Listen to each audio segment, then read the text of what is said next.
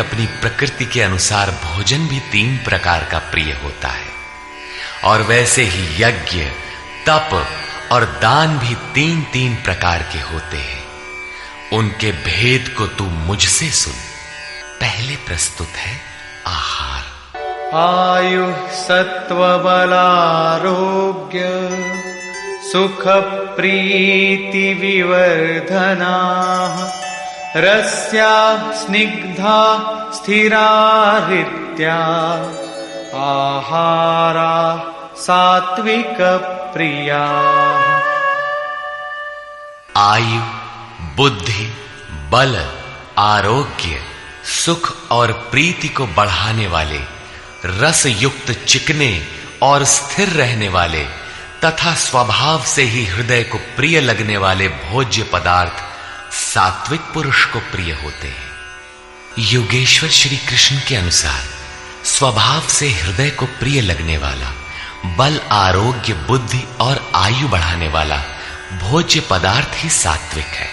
जो भोज्य पदार्थ सात्विक है वही सात्विक मनुष्य को प्रिय होता है। कट्वं ललवणात्युष्ण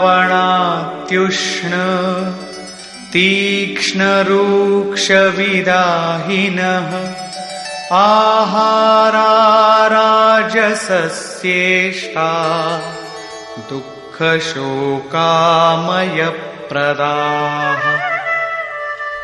कड़वे, खट्टे, अधिक नमकीन, अत्यंत गर्म, तीखे, रूखे, दाहकारक और दुख, चिंता तथा रोगों को उत्पन्न करने वाले आहार राजस पुरुष को प्रिय होते हैं।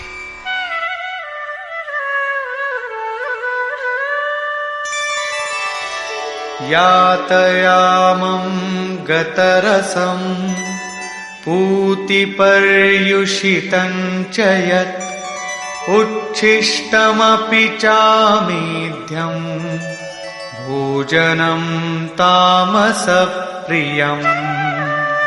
जो भोजन 1 प्रहर अर्थात 3 घंटे से अधिक पहले का बना हुआ है, गत रसम, रस रहित, दुर्गंध युक्त, बासी, उच्छिष्ट अर्थात जूठा और अपवित्र भी है, वो तामस पुरुष को प्रिय होता है। प्रश्न पूरा हुआ। अब प्रस्तुत है यज्ञ।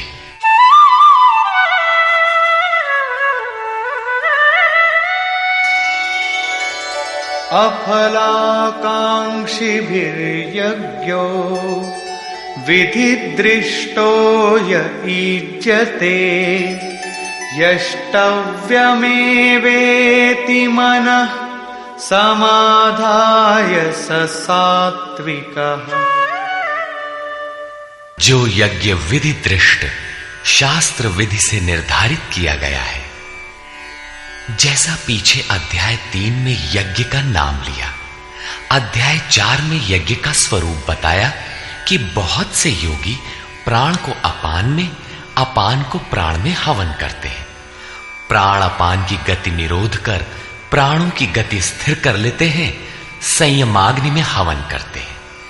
इस प्रकार यज्ञ के 14 सोपान बताए, जो सब के सब ब्रह्म तक की दूरी तय करा देने वाली एक ही क्रिया की ऊंची नीची अवस्थाएं हैं। संक्षेप में यज्ञ चिंतन विशेष की प्रक्रिया का चित्रण है, जिसका परिणाम सनातन ब्रह्म में प्रवेश है, जिसका विधान इस शास्त्र में किया गया है। उसी शास्त्र विधान पर पुनः बल देते हैं कि अर्जुन, शास्त्र विधि से नियत किए हुए जिसे करना ही कर्तव्य है तथा जो मन का निरोध करने वाला है, जो फल को न चाहने वाले पुरुषों द्वारा किया जाता है, वो यज्ञ सात्विक है।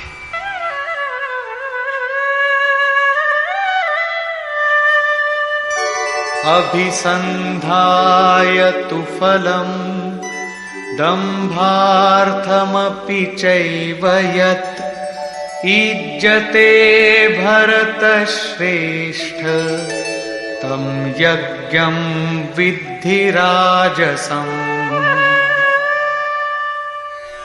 हे अर्जुन, जो यज्ञ केवल दंभाचरण के लिए ही हो या फल को उद्देश्य बनाकर किया जाता हो, उसे राजस यज्ञ जान। ये कर्ता यज्ञ की विधि जानता है, किंतु दंभाचरण या फल को उद्देश्य बनाकर करता है कि अमुक वस्तु मिलेगी तथा लोग देखें कि यज्ञ करता है, प्रशंसा करेंगे। ऐसा यज्ञ करता वस्तुतः राजसी है। अब तामस यज्ञ का स्वरूप बताते हैं।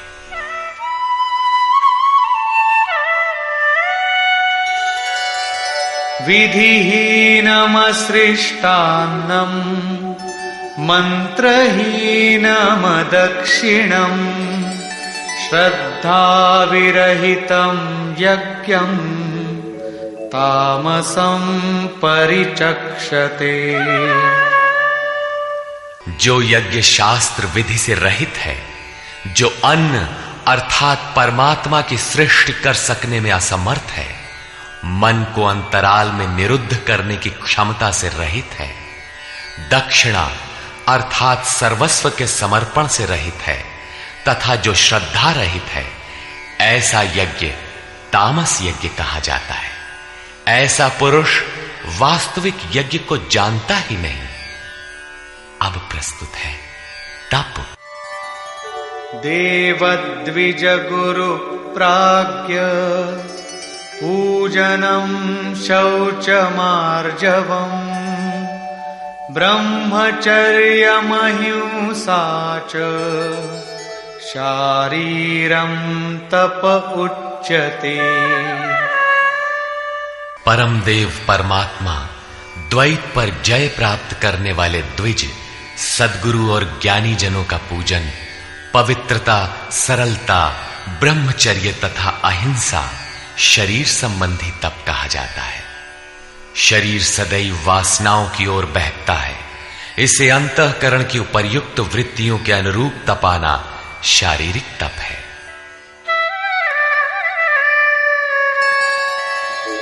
अनुद्वेगकरं वाक्यं सत्यं प्रियहितं च यत् स्वाध्यायाभ्यसनं चैव वाङ्मयं तप उच्यते। उद्वेग न पैदा करने वाला, प्रिय, हितकारक और सत्य भाषण तथा परमात्मा में प्रवेश दिलाने वाले शास्त्रों के चिंतन का अभ्यास, नाम जप, ये वाणी संबंधी तप कहा जाता है। वाणी विषयोन्मुख विचारों को भी व्यक्त करती रहती है।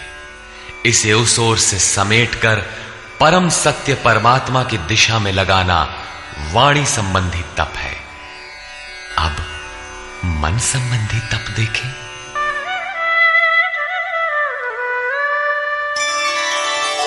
मनः प्रसाद सौम्यत्वं मौनमात्मविनिग्रहः भावसंशुद्धिरित्येतत् तपो मानसमुच्यते। मन की प्रसन्नता, सौम्य भाव, मौन अर्थात इष्ट के अतिरिक्त अन्य विषयों का स्मरण भी न हो, मन का निरोध, अंतःकरण की सर्वथा पवित्रता, ये मन संबंधी तप कहा जाता है। उपर्युक्त तीनों अर्थात शरीर, वाणी और मन का तप मिलाकर एक सात्विक तप है।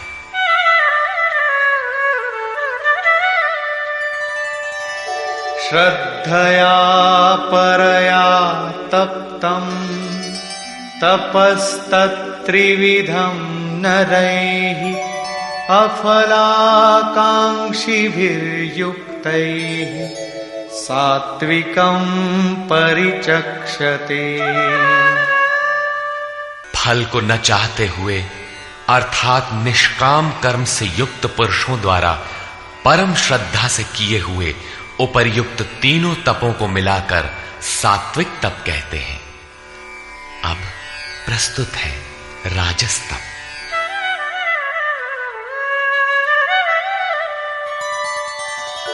सत्कारमान पूजार्थम् तपोदम्भेन चैव यत् क्रियते तदिह प्रोक्तम् राजसं चलमध्रुवम्।